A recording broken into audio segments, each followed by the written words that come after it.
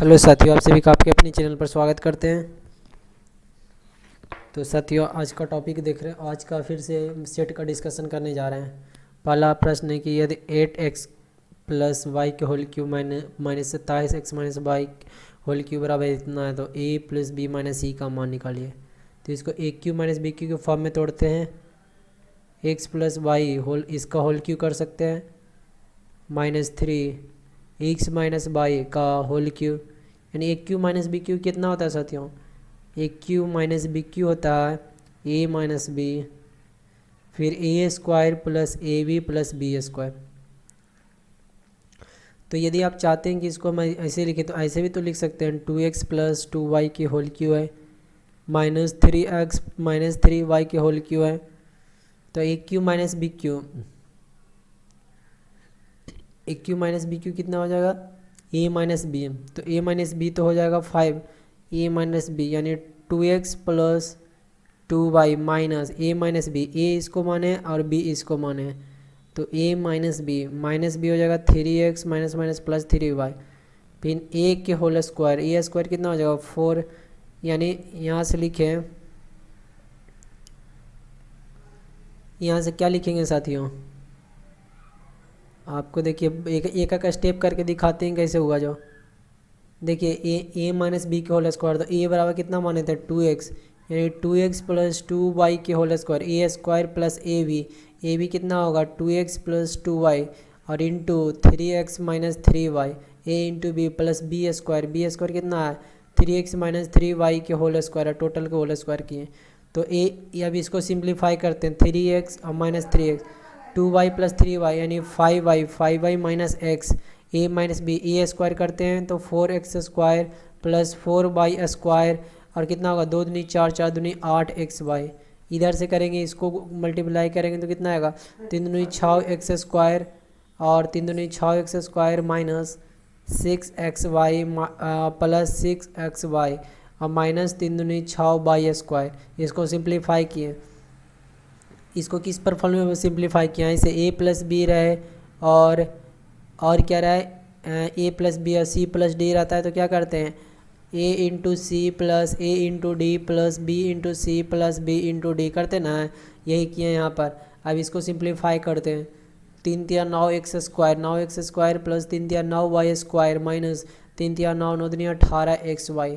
तो यहाँ से a प्लस बी में निकला। अब इसको सिंप्लीफाई करते हैं, देखिए यहाँ से सिंप्लीफाई करें 3 दूनी 6x स्क्वायर माइनस 6x और प्लस 6y, यहाँ पर माइनस xy और ये वाला घट गया तो यहाँ बचा। अब इसको सिंप्लीफाई 4x स्क्वायर वाला टर्म देखिए 6 4 10 10 4 यहाँ से लिए 4 और 6 4 10 और 10 और 9 19, यानी 19x स्क्वायर। बाई स्क्वायर वाला टर्म लेते हैं, बाई स्क्वायर वाला 4 बाई स्क्वायर और माइनस 6 प्लस वाला लेते हैं तो 9 4 13 बाई स्क्वायर और उसमें से 6 माइनस 6 बाई स्क्वायर घटाएंगे तो 7 बाई स्क्वायर बचा, यानी प्लस 7 बाई स्क्वायर।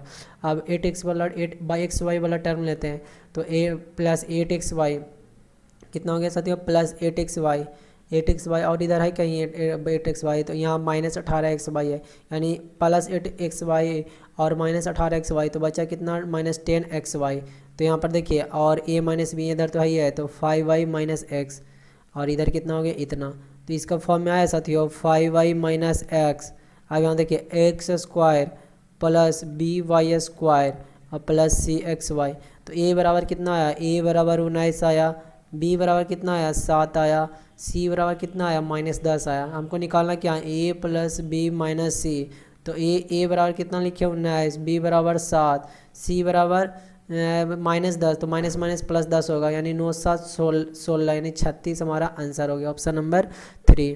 तो ये था डायरेक्ट आप सोच सकते थे इसको 2 के मल्टी, यहाँ 2 दूनी 4 4 दूनी 8, मतलब इसको सिंप्लीफाई करना पड़ेगा। सीधी सी बात है कि इसको हम क्या करें, दो यहाँ पर जो 8x यहाँ पर 8 था नहीं 2 का क्यूब था और x प्लस वाई के होल क्यूब, इसको टोटल को होल क्यूब के मान के अब नहीं मान के 2x प्लस 2y का होल क्यूब कर दिए, तो ये भी कर सकते थे और यहाँ पर भी किए। तो इसको इस फॉर्म में थोड़ी ये याद रखिएगा, A cube minus B cube रहे तो a माइनस बी और रहता A square plus A B plus B square, यदि आपको मिल जाए यहाँ पर A cube plus B cube बराबर है तो ए प्लस बी हो जाएगा, और यहाँ पर हो जाएगा A square minus A B plus B square.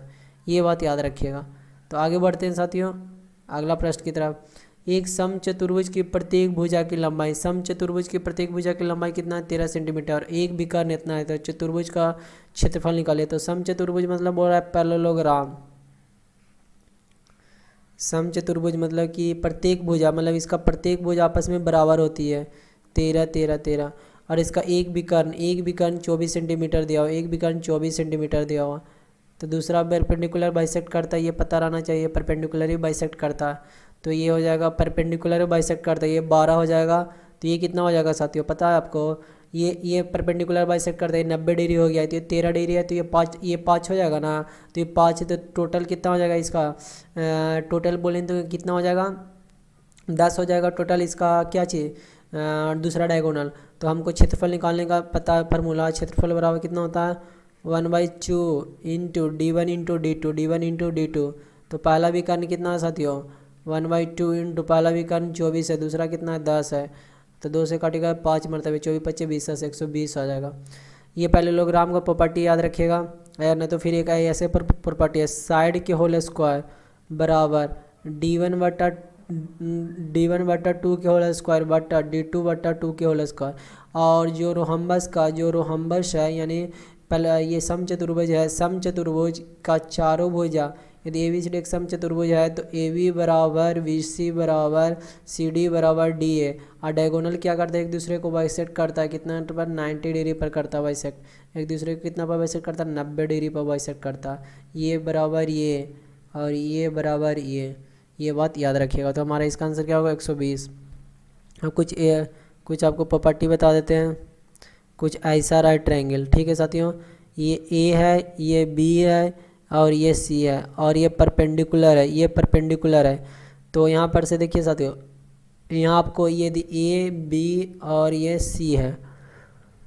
तो आपसे पूछे BC का लेंथ कितना हो जाएगा, BC बराबर इधर से कीजिएगा तो कितना आएगा, इधर से ट्रायंगल का एरिया करिएगा तो 1/2 यानी दोनों का प्रोडक्ट AB/C हो जाएगा, AB/C होगा BC का लेंथ। कैसे किए तो 1/2 इंटू बी इंटू सी, इधर से बेस इधर से B इंटू एन हो जाएगा, 1/2 इंटू सी इंटू एच। तो यहाँ से यहाँ गया यानी BA/C बराबर AB/B बराबर यानी BC का लेंथ ये हो जाएगा।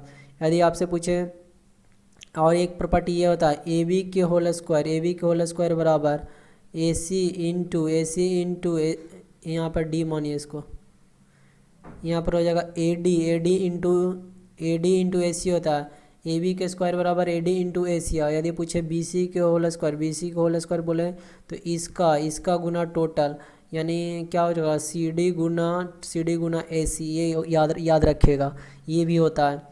और ये भी याद रखिएगा यदि परपेंडिकुलर है, ये तो प्रॉपर्टी हो गया किसका, मान लीजिए त्रिभुज है, एक ट्रायंगल है जिसमें ए बी रहे और ये इधर सी रहा है, परपेंडिकुलर रहे, तो अब इसका प्रॉपर्टी हो गया। और भी इसमें प्रॉपर्टी होता है, और में इसमें प्रॉपर्टी होता है, देखिए ABC, यदि यहाँ पर D बिंदु गया, ये बाइसेक्ट कर रहा है इसको तो ये दोनों बराबर, ये तीनों आपस में क्या होगा बराबर होगा, बाइसेक्ट कर रहा है। तो यदि बाइसेक्टर है और ये दोनों को बाइसेक्ट कर रहा है तो ये भी आपस में क्या होगा बराबर होगा। और ए बी के स्क्वायर बराबर कितना होता है, जब ये परपेंडिकुलर है तब ए बी के स्क्वायर बराबर AD इंटू AC और BC के स्क्वायर बराबर CD इंटू सी है। और इसमें होता है साथियों, और भूल रहे हैं मतलब कि और भी इसका प्रॉपर्टी होता है। और क्या कीजिएगा यहाँ पर, आज जब बाइसेक्ट करता है ना तो ये दोनों का प्रोडक्ट आपस में बराबर होता है, मतलब ये वाला होता है ना, हाँ ये आ गया।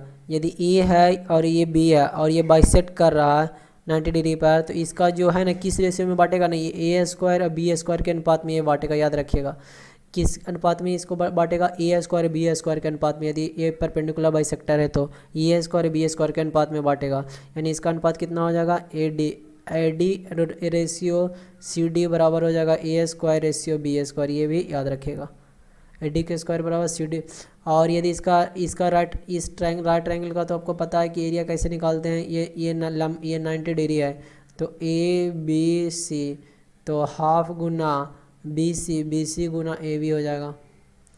यदि इसका एक ट्रायंगल ऐसे बनाते हैं ए बी सी, यदि ये ए है, ये बी है और ये सी है, तो कोस ए बराबर होता है साथियों बी स्क्वायर प्लस सी स्क्वायर। कोस ए के सामने वाला ए है तो इसको माइनस कीजिए, माइनस ए स्क्वायर बटा 2bc होता।